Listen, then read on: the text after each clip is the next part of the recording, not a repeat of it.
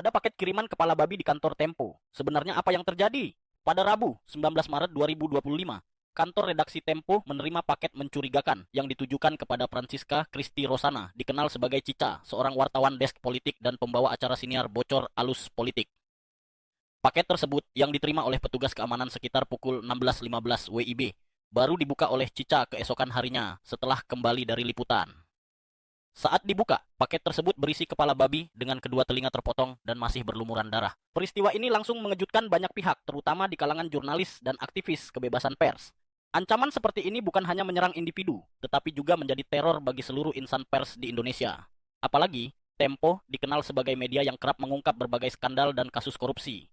Banyak yang mempertanyakan siapa dalang di balik aksi ini dan apa motif sebenarnya di balik teror ini. Pemimpin redaksi Tempo, Setri Yasra, mengutuk keras tindakan ini dan menyatakan bahwa pengiriman kepala babi tersebut merupakan bentuk teror terhadap kebebasan pers di Indonesia.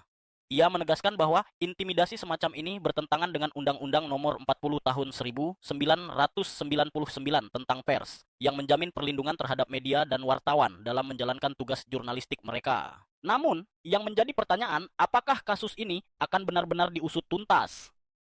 Banyak insiden serupa sebelumnya yang tidak mendapatkan perhatian serius dari pihak berwenang.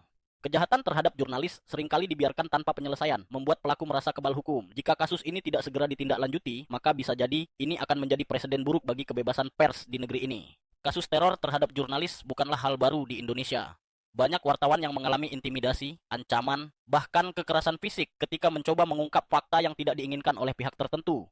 Beberapa kasus bahkan berujung pada pembunuhan, seperti yang terjadi pada Udin, wartawan Bernas di Yogyakarta pada tahun 1996, yang hingga kini kasusnya belum terungkap tuntas. Insiden ini menambah daftar panjang ancaman terhadap jurnalis dan media di Indonesia, mengingatkan kembali pada praktik intimidasi di masa lalu yang bertujuan membungkam suara kritis.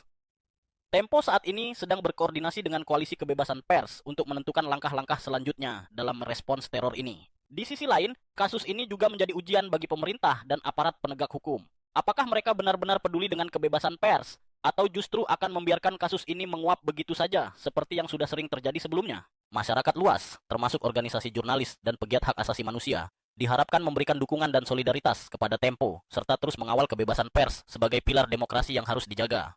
Jika pers dibungkam, maka informasi yang sampai ke publik akan semakin dikendalikan oleh mereka yang punya kuasa.